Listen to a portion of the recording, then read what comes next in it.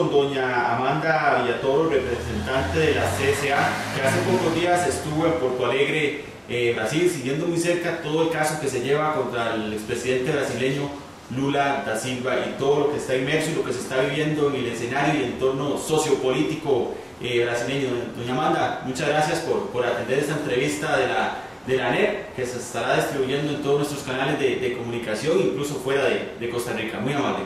Bueno, no, muy agradecido de nuestra parte, de la CSA y particularmente de mi parte, de poder expresar un poco todo el esfuerzo que tenemos en este momento como CSA y como sectores sindicales y sociales de Brasil y de América Latina y el Caribe en relación a la situación del presidente Lula. Decir que debemos entender qué es lo que está pasando en esta última parte que se pudo observar el día 24 de enero. Decir que yo quiero afirmar que estamos en este momento y debemos registrar que estamos en este instante en la tercera fase del golpe de Estado que se dio en Brasil el año 2016. La primera fase del golpe fue justamente la destitución de la presidenta Dilma Rousseff, que fue electa por más de 55 millones de personas, de ciudadanos en Brasil. Esa es la primera fase del golpe. Segunda fase del golpe es todo lo que se ha hecho alrededor de la reforma de la legislación brasileña.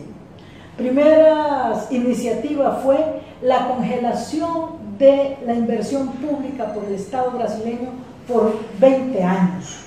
Imagínense el colapso que tendrá un país que tiene más de 200 millones de personas.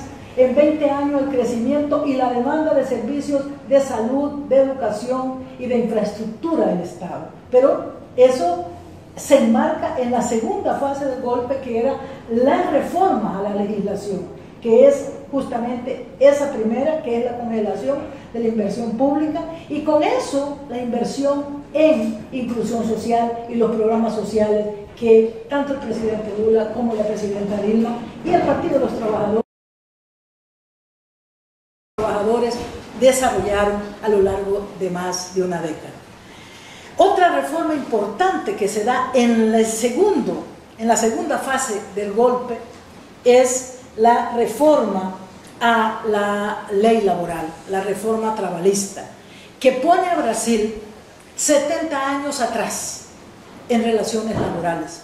Ha sido tan atroz y tan regresiva la reforma que ni siquiera la última dictadura militar tocó esa legislación en materia de derechos, en materia de negociación colectiva y en materia de organización sindical. O sea, esto es peor que la última dictadura militar.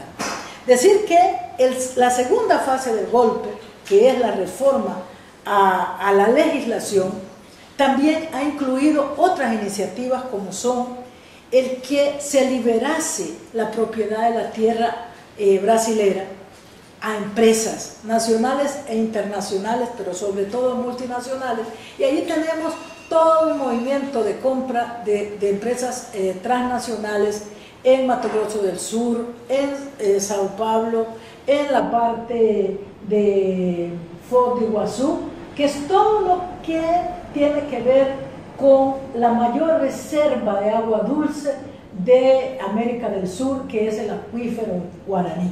Y ahora la prohibición se retiró a partir del acto de la segunda fase del golpe.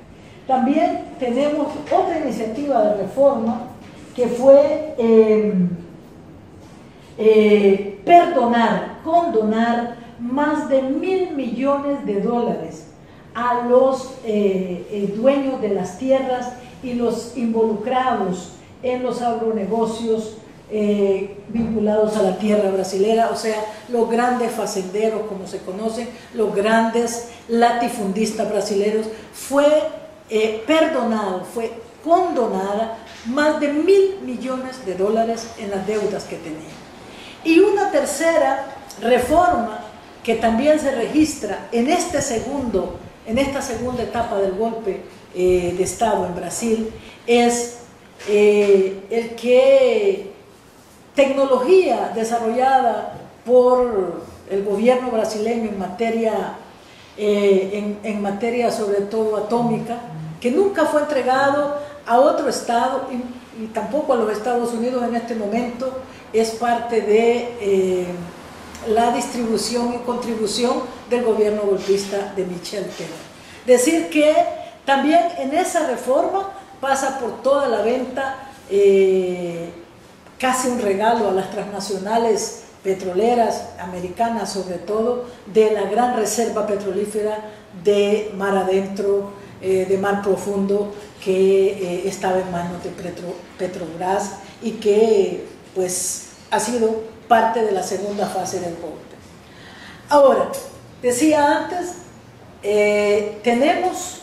estamos en la tercera fase del golpe, y la tercera fase del golpe es impedir a toda costa la candidatura del expresidente Lula a la presidencia en este 2018, que deben haber elecciones. Si el calendario electoral se respeta y ojalá el Estado de Derecho se respete, pues el 7 de octubre de este año 2018 el pueblo brasileño tiene que decidir quién es su próximo presidente y poder volver al orden constitucional que manda la Constitución y las leyes de ese país. Pero ¿qué pasa? En su tercera fase del golpe es impedir a toda costa la candidatura del presidente Lula y decir esto. ¿Qué ha sucedido el día 24? Que ha sido el juzgamiento en segunda instancia de un caso de una propiedad de un apartamento en una zona del litoral de San Pablo, que si es o no del presidente Lula.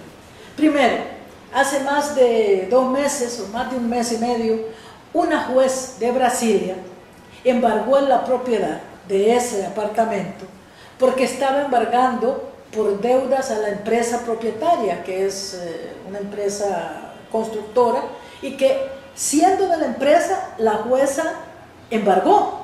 Eso es suficiente prueba para entender que el apartamento nunca fue del presidente Lula, y debemos entender que no es eso lo que se está juzgando, que se está juzgando otras cosas, entre ellos un juicio político para poder hacer inviable una candidatura del presidente, y decir que para el día del enjuiciamiento había 540 periodistas acreditados en Porto Alegre. Creo que son más periodistas de los que estuvieron acreditados o registrados para el Mundial de Fútbol. Decir que de ese tamaño es la atención a la vulneración del Estado de Derecho en materia de justicia por los jueces en el caso del presidente Lula. Doña Amanda, usted que ha seguido de cerca el proceso, ¿cuál es la posición política de Lula por todo este escenario, de todo esto que está sucediendo en su contra?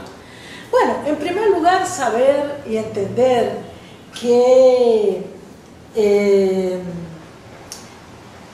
lo que se está juzgando es no al presidente Lula, se están juzgando las políticas de inclusión social y de inversión social que a lo largo de más de 10 años en gobierno del Partido de los Trabajadores se desarrolló en Brasil.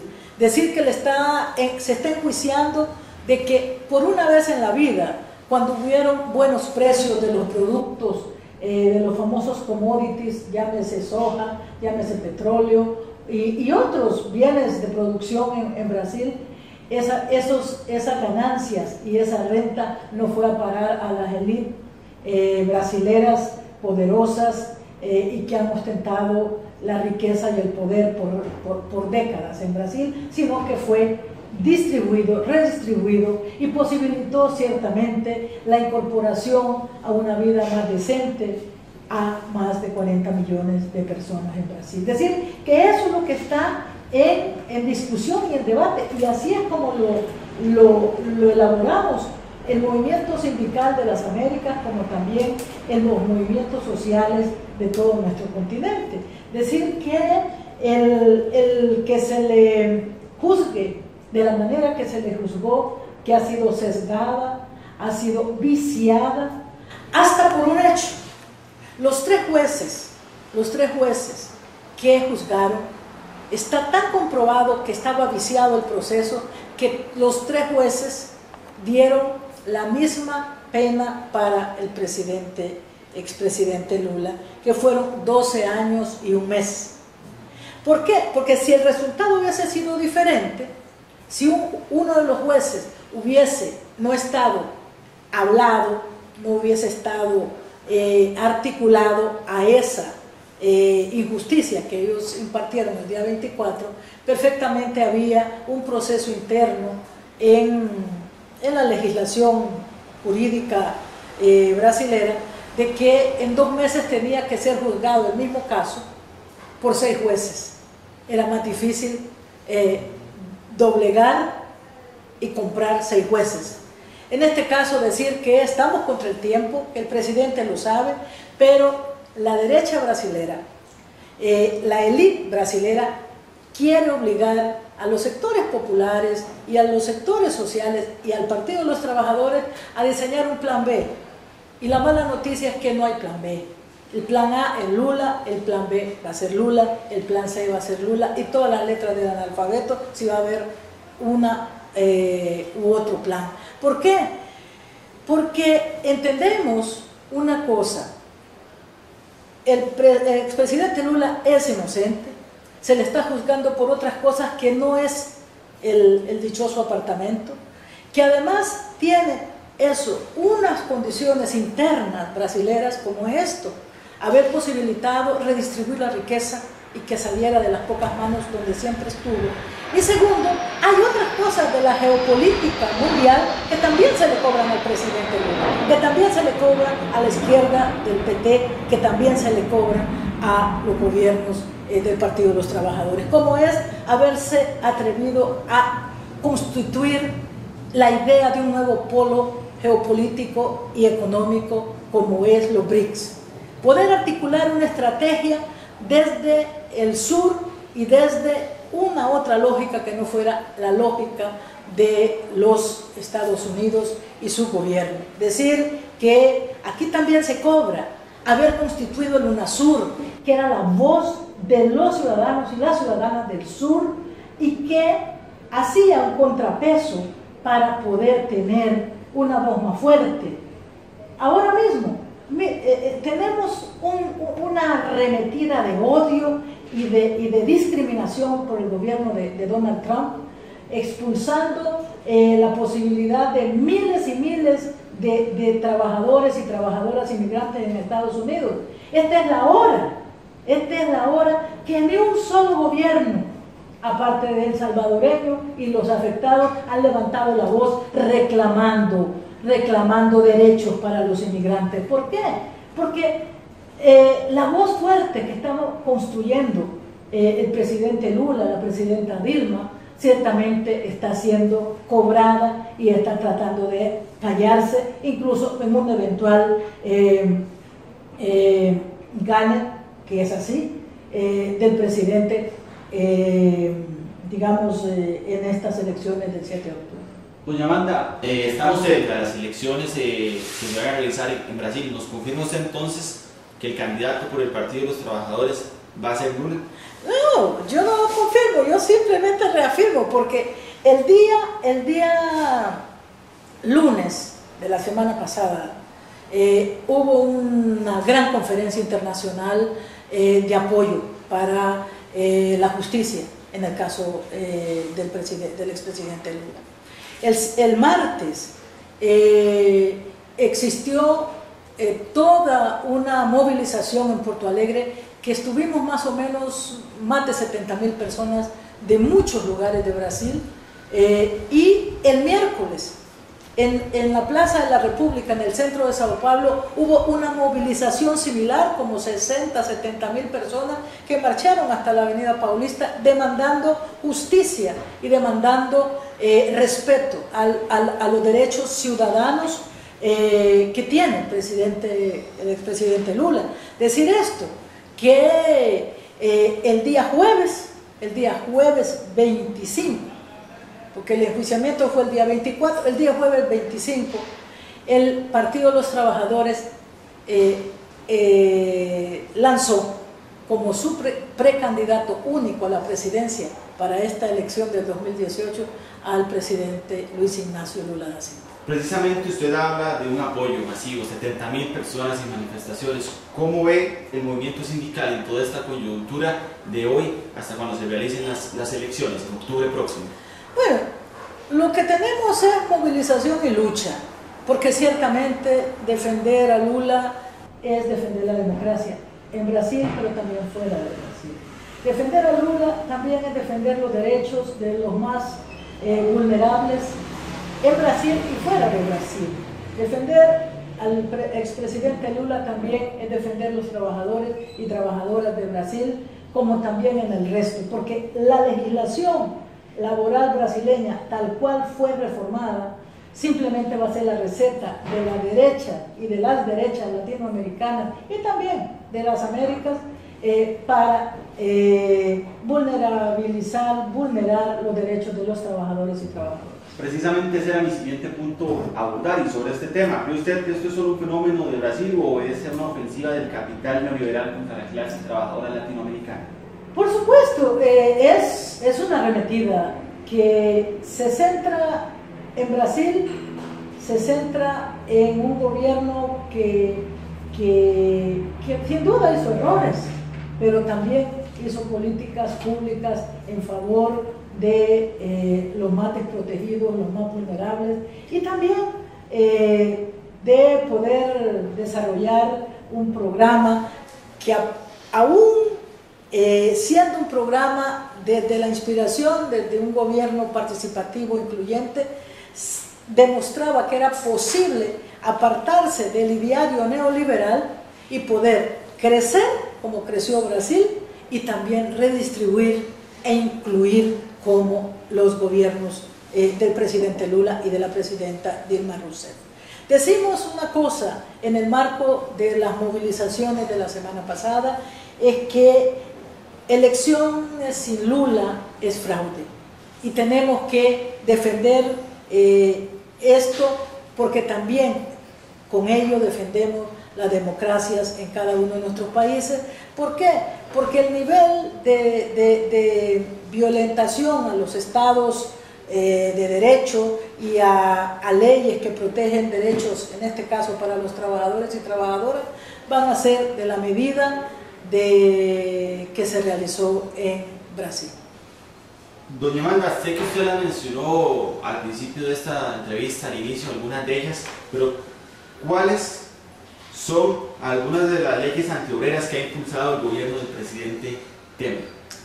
Bueno, en primer lugar, ese decreto que fue el congelamiento de la inversión pública por 20 años. El segundo, diría, es la aprobación de un decreto de la legalización de la tercerización laboral. Tercero, fue la reforma a la ley del trabajo, o la ley trabalista, como se conoce, y está a las puertas, para hablar de leyes laborales, y está a las puertas de consumarse. Esperamos que no sea así, mas no tenemos pues mucha fe ni credibilidad en ese Congreso brasileño tan lleno de corrupción, etcétera, que es la privatización de la seguridad social. Ese sería los actos más depredadores del Estado de Derecho en relación a derechos laborales, fuera de esas otras cosas como son el regalo que hizo el gobierno de Temer de la mayor reserva petrolera de Brasil, como también en este momento creo que están por regalarles la empresa Embraer a los americanos.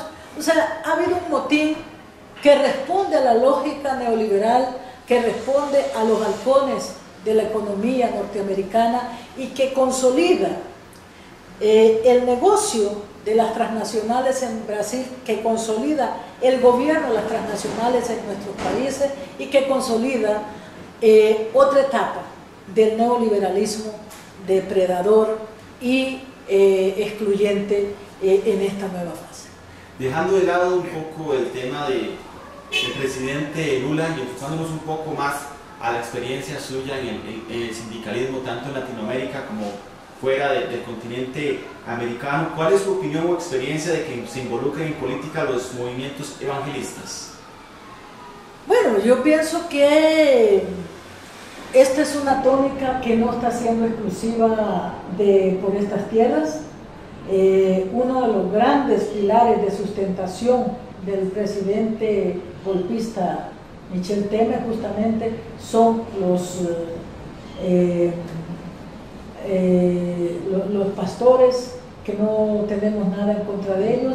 Sin embargo, pienso que cuando el incursionar en política, los administradores de la fe de los pueblos, cualquiera sea, ciertamente tendrán que tener el cuidado de que se puedan defender los derechos en igualdad que como sociedades civilizadas y constitucionales hemos conquistado. Pienso que así como respetamos la libertad de culto, ¿verdad? Porque la respetamos, porque es un concepto, es un precepto constitucional, pero además es un acuerdo de la sociedad de respetar esa libertad de culto. Yo pienso que en ese mismo respeto también sugerimos en relación a confundir lo que es un Estado laico con un Estado que responda a cualquiera de las iglesias, con todo respeto para cada una de ellas. Pienso que así como se nos prohíbe a nosotros como movimientos sindicales a poder manifestarnos en materias partidarias, lo hacemos porque somos movimientos eminentemente políticos y en este caso nos preocupa mucho de que aquí se quiera seguir gobernando la cosa pública, aquí se quiera seguir gobernando nuestros países y dando niveles de gobernabilidad a partir de negarle los derechos a otros o a otras.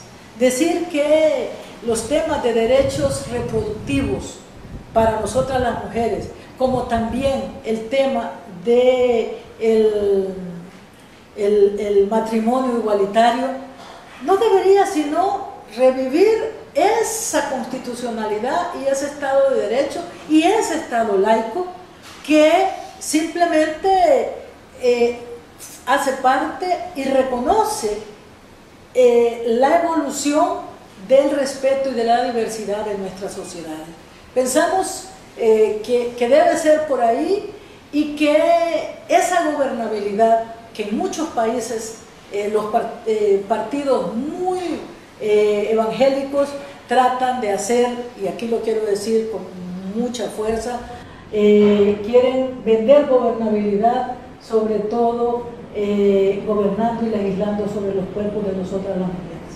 Decir que los temas de derechos sexuales y reproductivos son temas de salud pública, son temas que nada tienen que ver con la Biblia, sino con el gobierno que yo y otras mujeres debemos tener y tenemos derecho sobre nuestro cuerpo, como también la diversidad de cumplir con los con principios de igualdad de trato en nuestra sociedad. Doña Amanda, ¿qué sucedió o qué se hizo con la experiencia de las comunidades de base cristiana en la región? Bueno, yo pienso que hay también un ascenso de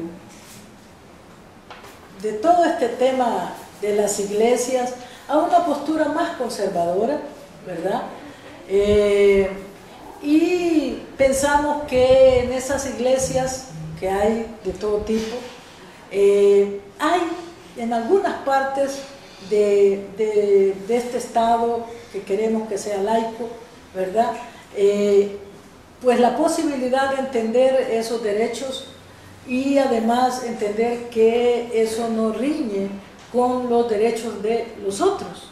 En este caso, decir que las comunidades de base, eclesiales de base, fueron fundamentales para toda la reflexión en los años 60, para poder destituir las dictaduras a partir de eso, de los derechos que universalmente tenemos, hombres y mujeres, ciudadanos y ciudadanas de un país.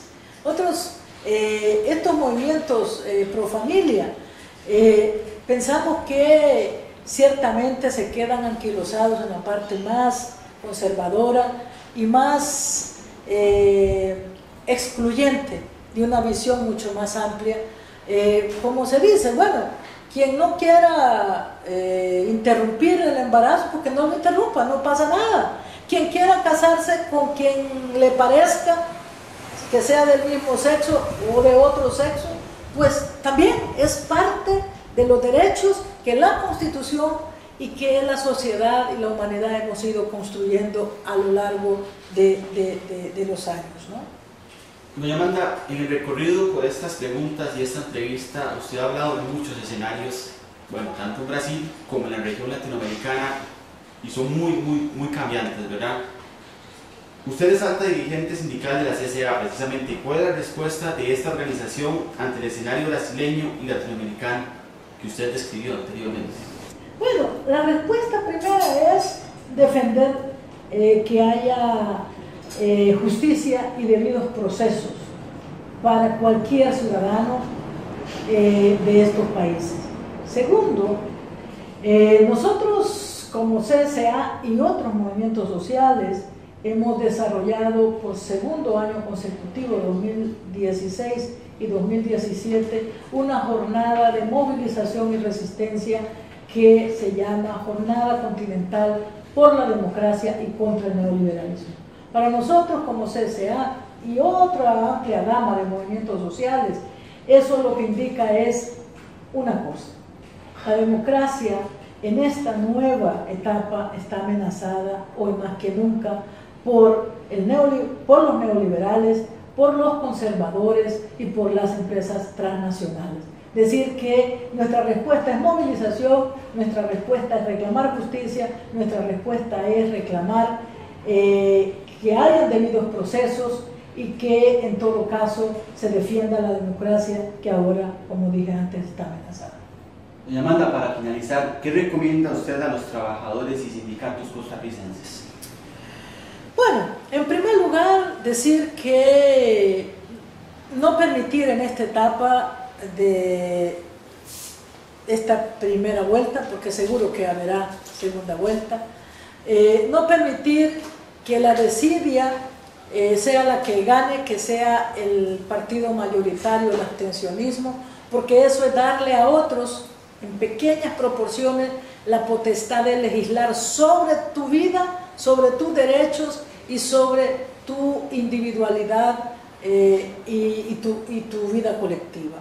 Decir que pensamos una situación importante que es poder acumular fuerzas, que el movimiento sindical costarricense pueda seguir trabajando la unidad como hasta ahora lo está haciendo, que puedas trabajar plataformas unitarias para la defensa de los derechos de los trabajadores y trabajadoras y de la democracia de Costa Rica, y poder tener la movilización necesaria a partir de la crítica y la propuesta de debatir en Costa Rica cuál modelo de desarrollo consolida, potencia y amplifica la democracia conquistada en estas décadas atrás. Eso es decir que las elecciones en Costa Rica el 4 solamente definen una cosa, definen que debemos tomar cuenta de la responsabilidad ciudadana que debemos tener y deben tener los trabajadores, las trabajadoras y el pueblo costarricense, y en el caso sindical, en el caso de las organizaciones sindicales, decir que debemos ser fuertes, debemos estar movilizados y debemos decir con una voz fuerte cuál es Costa Rica que necesitamos, cuál es la Costa Rica que se debe construir con el concurso y la inclusión de todos y de todas.